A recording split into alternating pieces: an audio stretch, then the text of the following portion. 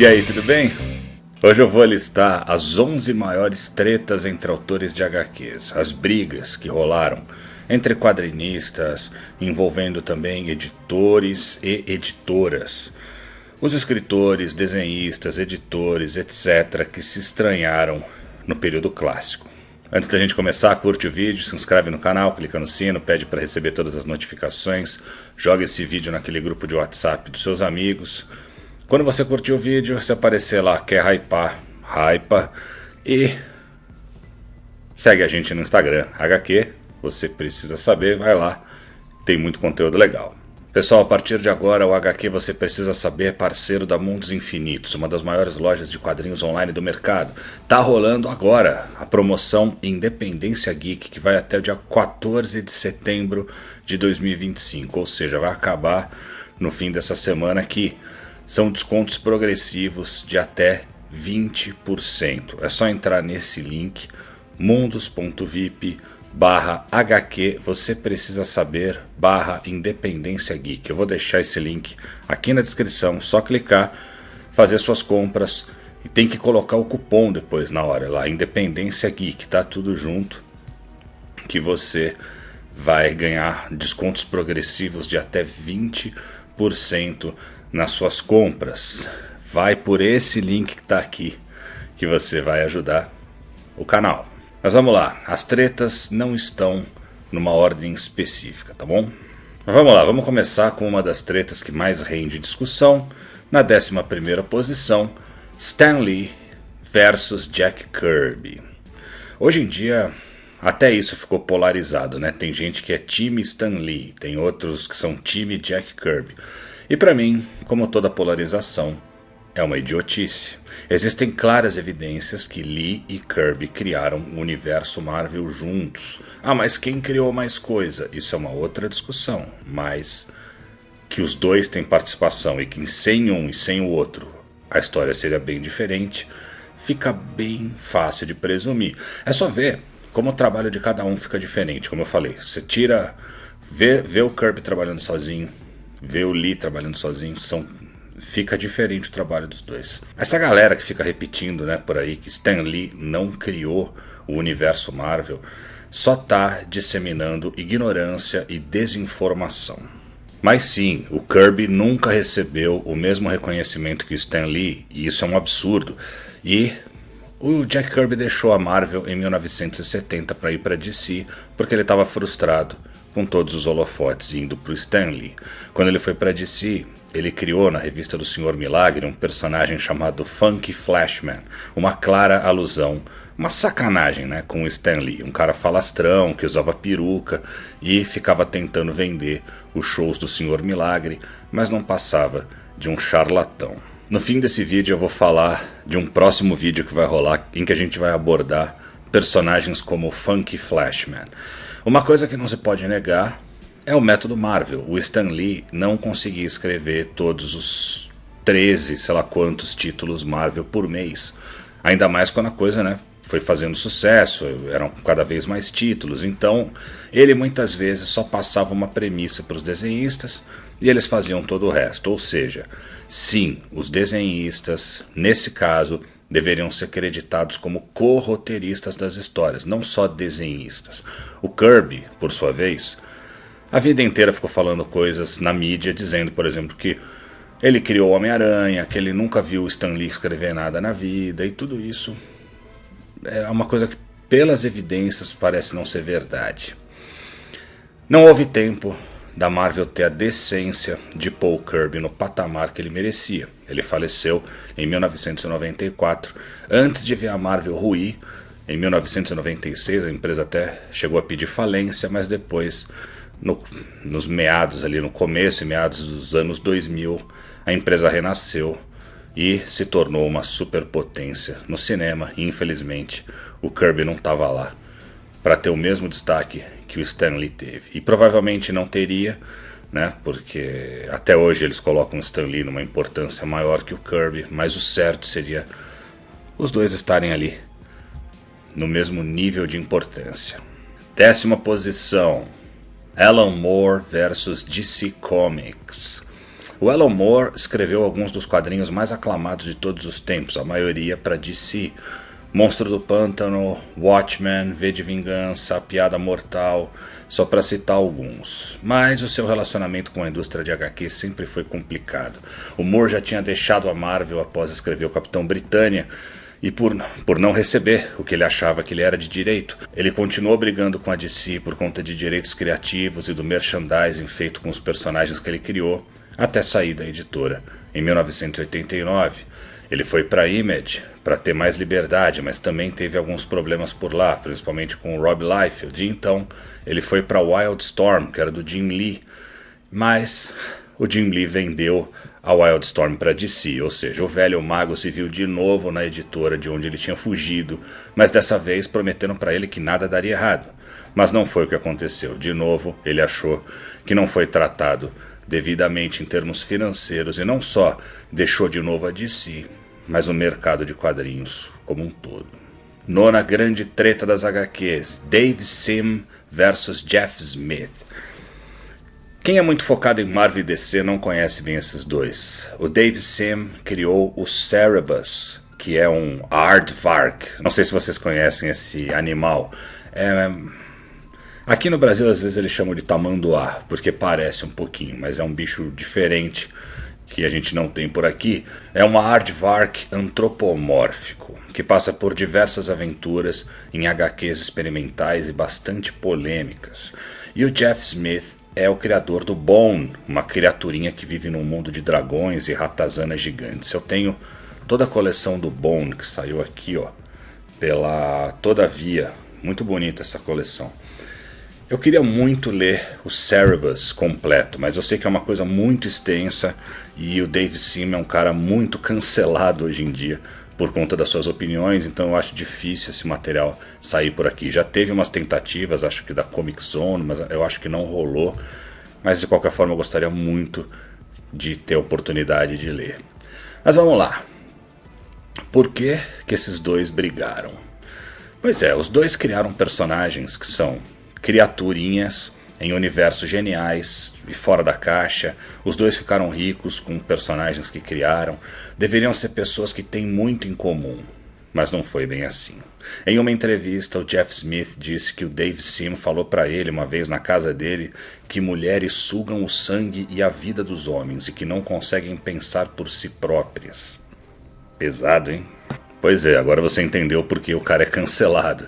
Mas isso não quer dizer que seu trabalho não seja sensacional. Eu tento sempre separar as coisas. O Smith disse que ameaçou dar um soco na cara do Sim se ele não parasse de dizer coisas assim. Tempos depois, ele viu que o Sim tinha dramatizado essa história. Lá nas aventuras do Cerebus, ele tinha colocado lá mulheres que sugam o sangue dos homens. Isso aconteceu na edição 186. O Dave Sim respondeu a essa entrevista dizendo que era mentira que o Smith havia ameaçado lhe dar um soco e que ele estava desafiando o criador do Bone para uma luta, para porrada, e ele podia até escolher o juiz. A luta, lógico, nunca aconteceu. Oitava grande treta do mundo das HQs, Todd McFarlane versus Peter David. Dois caras que criaram um baita trabalho juntos na revista do Hulk, trocaram farpas anos depois, quando a Image surgiu. O David se tornou um baita crítico da editora e, segundo ele, ela fazia mal para o mercado de quadrinhos com roteiros fracos e desenhos anabolizados. O McFarlane então chamou o David para um grande debate que aconteceu na Comic Fest, uma Comic Con da Filadélfia, em 1993. Peter David aceitou. O Peter David chegou lá de terno, levando a coisa a sério, pronto para debater. O McFarlane foi sem camisa, com um pano na cabeça, querendo causar e ser o legalzão. O criador de Spawn disse que a Image era maltratada pela mídia. O David disse que não, que era até muito bem tratada e celebrada, mesmo fazendo tanto lixo. O McFarlane tinha dito que o Peter David espalhava mentiras sobre a Image. O David disse que ele estava confundindo mentira com opinião divergente. O McFarlane replicou que era mentira que a Image só se importava com dinheiro. Segundo ele, a Image só se importava em ser feliz. O McFarlane perguntou que mudanças eles deveriam fazer na Image para deixar o Peter David contente. O David respondeu: vocês só precisam fazer sentido, pensar no que vão fazer antes de fazer. O McFarlane perguntou o que estava errado com seus roteiros de Spawn. O David respondeu que ele precisava aprender o ofício de escrever profissionalmente, coisa que ele não sabia. Os juízes disseram que Peter David ganhou o debate, mas depois ele próprio disse que se arrependeu de ter participado, porque aquilo só serviu como uma forma de promover o Todd McFarlane. 7. Frank Miller vs Marvel. O Frank Miller se tornou uma lenda das HQs durante o seu primeiro run no Demolidor. Depois faria muita coisa genial na Marvel, na DC, muita coisa autoral, muito boa. Mais pra frente começou a perder a mão, mas durante muito tempo ele foi um dos caras mais geniais do mercado. Mas foi no Demolidor que ele criou a sua grande personagem na Marvel, que é a Elektra. Foi menos de um ano entre a primeira aparição dela e a sua morte pelas mãos do mercenário. O Miller brincou com o retorno da Elektra em 4 ocasiões. No próprio run do Demolidor, em que o Tentáculo tenta ressuscitá-la, na What If 35, que é o que aconteceria se a Elektra não tivesse morrido, em Elektra Assassina, né, uma história que se passa antes da morte da ninja, mas nunca fica super claro que é antes, mas só pode ser, e em Elektra Vive, em que, após ressurgir como uma morta-viva, a Elektra morreria de uma vez por todas. Será? A Marvel tinha prometido para o Miller que só traria a Elektra de volta sob a batuta dele, mas em Daredevil 324, D.G. Chichester a ressuscitou e ela voltou a fazer parte do universo Marvel desde então. O Frank Miller ficou tão pé da vida com a Marvel que nunca mais trabalhou com a editora. A volta da Elektra foi mostrada na Epic Collection do Demolidor, caindo em desgraça da Panini. 6. Todd McFarlane vs Neil Gaiman. A partir do número 8 da revista mensal Spawn, o Todd McFarlane trouxe alguns roteiristas convidados de peso: Alan Moore, David Sim, Frank Miller e Neil Gaiman. E deu treta aí, com mais de um, né? Deu uma treta com o Dave Sim, que proibiu a revista de ser publicada, a edição dele de ser publicada durante muito tempo. Mas a pior treta foi com o Neil Gaiman, sobre os direitos de alguns personagens. Na edição 9, o Gaiman cria 3 personagens: Cogliostro, Angela e o Spawn medieval. O Gaiman queria, como é prática no mercado, que sempre que histórias com esses personagens fossem criadas ou republicadas, ou quando fossem para outras mídias como TV, cinema, ou quando fossem criados action figures, ele recebesse royalties, como é prática no mercado. Mas o McFarlane não pagou tudo que o Gaiman achou que deveria receber, alegando que o Gaiman foi pago para criar os personagens, mas que agora os personagens pertenciam a ele, McFarlane. O Gaiman entrou na justiça e ganhou em todas as instâncias. Ele acabou vendendo a Angela para a Marvel e hoje ela faz parte do universo de heróis da editora. 5. Steve Gerber vs Marvel.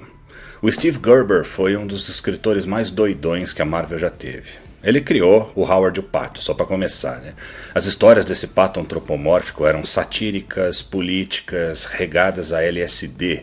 Em 1978, o Gerber foi demitido da Marvel porque não estava cumprindo os deadlines. Em 1980, ele ficou sabendo que existia a ideia de se fazer um filme do Howard, que acabou só rolando em 1986. Ele então processou a Marvel, dizendo ser o dono do personagem. Em 1981, o Gerber e Jack Kirby criaram o Destroyer Duck, uma espécie de cover anabolizado do Howard, cujo objetivo era levantar fundos para os processos que ele estava movendo contra a Marvel. Em 1982, a Marvel venceu o processo, alegando que Gerber sabia que foi pago para criar o personagem e que os créditos sobre ele ficariam com a editora.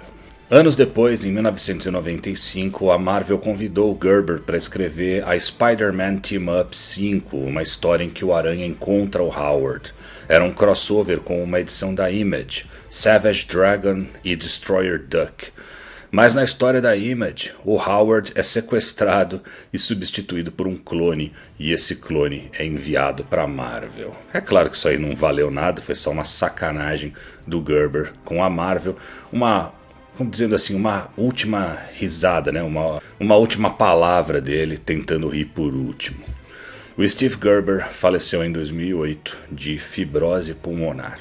Número 4, Rob Liefeld contra todo o resto da Image, né? Rob Liefeld contra a Rapa, contra Todd McFarlane, contra Mark Silvestri, contra Eric Larson, Jim Lee e Jim Valentino.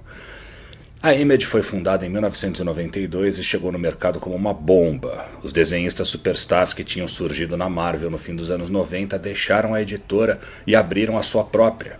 Jim Lee, Todd McFarlane, Mark Silvestri, Eric Larson, Jim Valentino, Wilson Portacio e Rob Liefeld agora seriam donos das suas criações.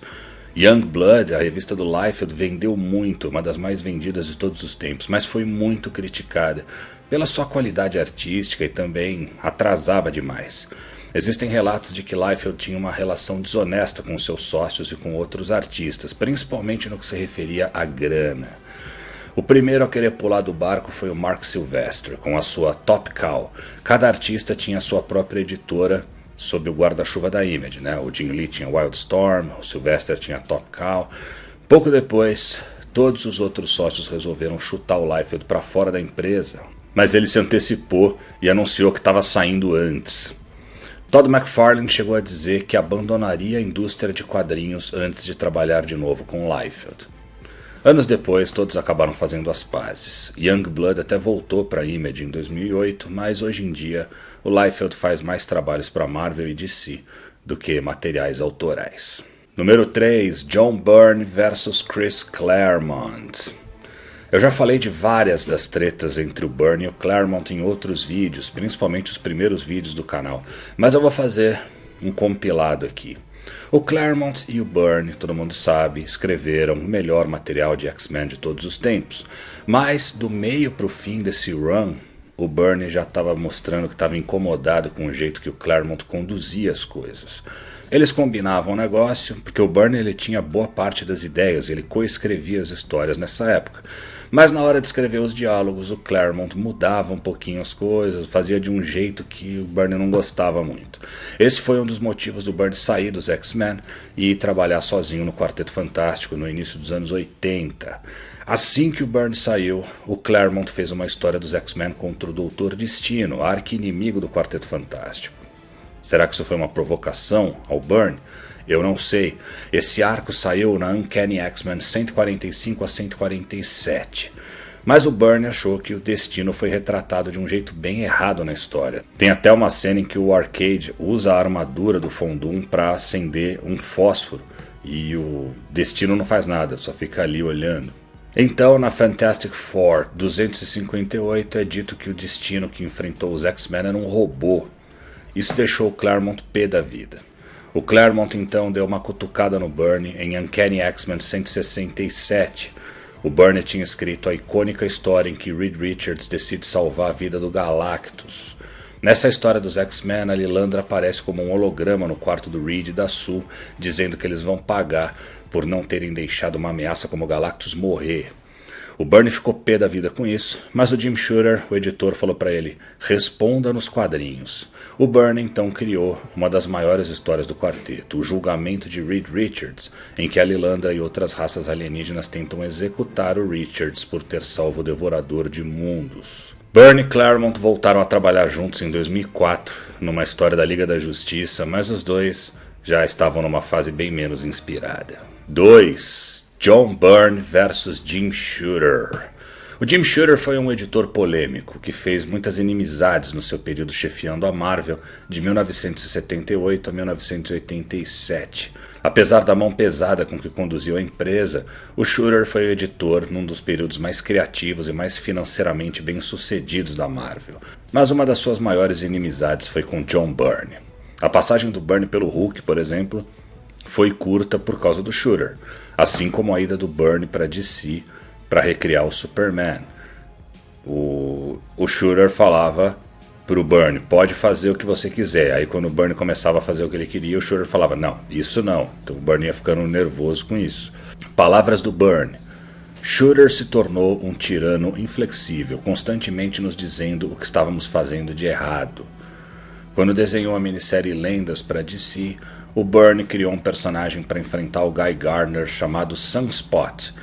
Ele tinha a cara do Jim Shooter e os poderes do Stigma, personagem do novo universo criado pelo Shooter. Esse personagem é humilhado pelo Gardner na HQ. Quando o Shooter foi demitido da Marvel em 1987, o Byrne voltou para a editora e pegou para escrever justamente o título Starbrand, que era do Stigma, criado pelo Shooter. Esse personagem era o xodó do Shooter, ele achava sensacional os personagens, ele fez um personagem parecido com ele, inclusive. O Byrne, então, para terminar de consumir a sua vingança nesse run aí do Stigma, explode Pittsburgh, que é a cidade natal, não só do Stigma, mas do Jim Shooter também, e torna o personagem uma aberração totalmente deformada. Certa vez, quando o Shooter ainda era editor, o Byrne chegou ao ponto de reunir uma galera que trabalhava na Marvel na casa dele e botar fogo num boneco, esses bonecos tipo Malhação do Judas, do Jim Shooter. Tal era o ódio que ele tinha por ele. O Jim Shooter faleceu esse ano, em 2025, aos 73 anos, de câncer no esôfago.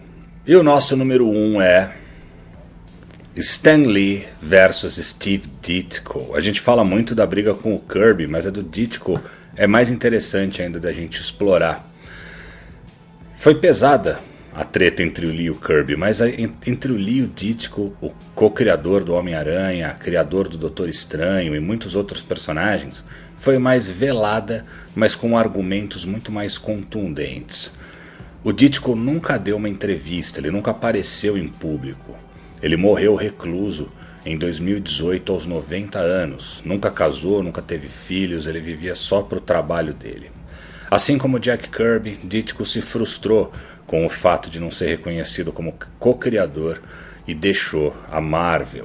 Em 1999, o Ditko publicou essa arte aqui, em que ele mostra a diferença entre o que o Stan Lee criou, um texto descrevendo como seria a história, e o que ele criou, o visual e uma série de conceitos sobre o personagem. E ele pergunta abaixo: esse é o trabalho de criação de um homem apenas, ou é uma cocriação?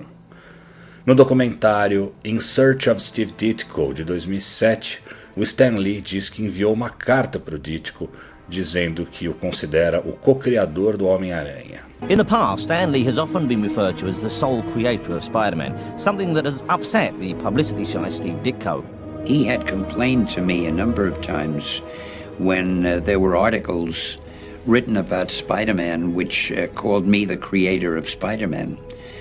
And I had always thought I was, because I'm the guy who said, I have an idea for a strip called Spider-Man, and so forth. Steve definitely felt that he was the co-creator of Spider-Man. And that was really, after he said it, and I saw it meant a lot to him, that was fine with me. So I said, fine, I'll tell everybody you're the co-creator. That didn't quite satisfy him, so I sent him a letter. I put it in writing.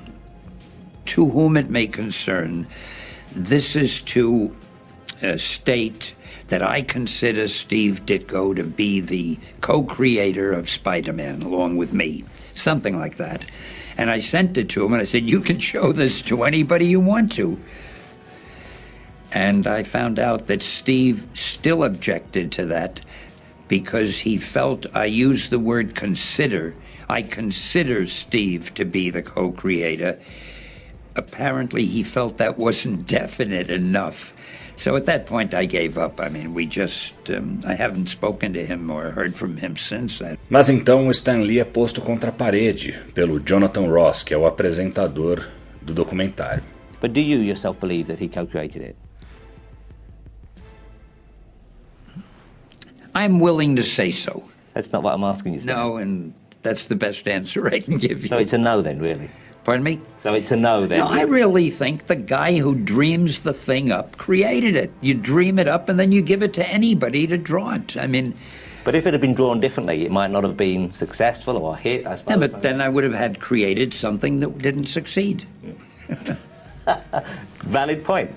But I don't want to... you made me say that in this documentary that you're doing, and I'm sorry I said it because... I'm happy to say I consider Steve to be the co-creator. Pessoal, o Stan Lee está errado ao dizer que a ideia é dele e, portanto, ele que criou. O Homem-Aranha é uma cocriação de Stan Lee e Steve Ditko. Também está errado quem diz que o Aranha é uma criação só do Ditko, roubada pelo Stan Lee. Agora mesmo, eu vou dar um exemplo meu, pessoal, tá? Eu estou produzindo uma animação.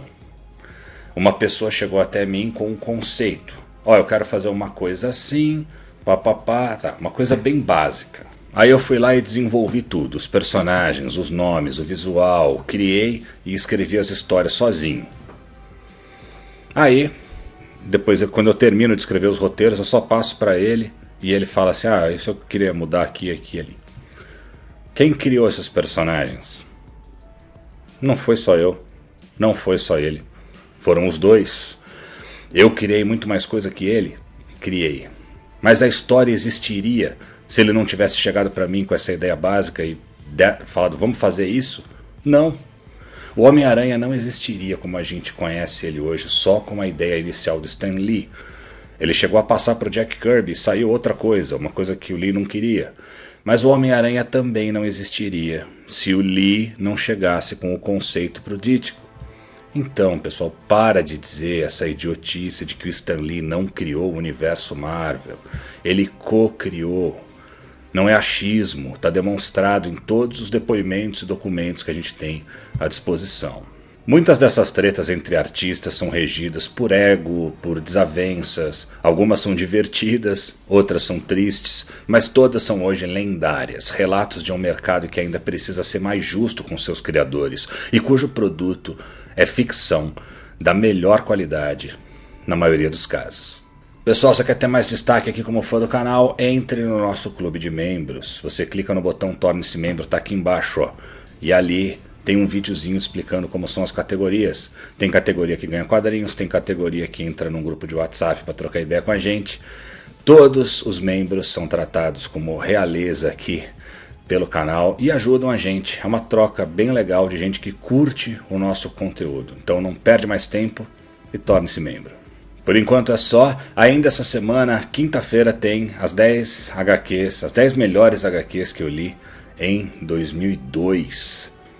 Esse ano bem complicado, hein? Eu vou ter muito a dizer, mas muito pouco a mostrar.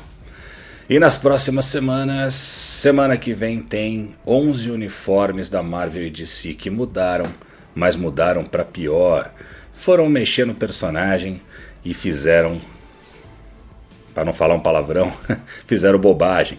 Vamos mostrar alguns uniformes ridículos de heróis. Depois tem autores Walt Simonson. Aí tem 11 vezes que autores de HQ foram sacaneados na própria HQ. A gente viu nesse vídeo o Funky Flashman.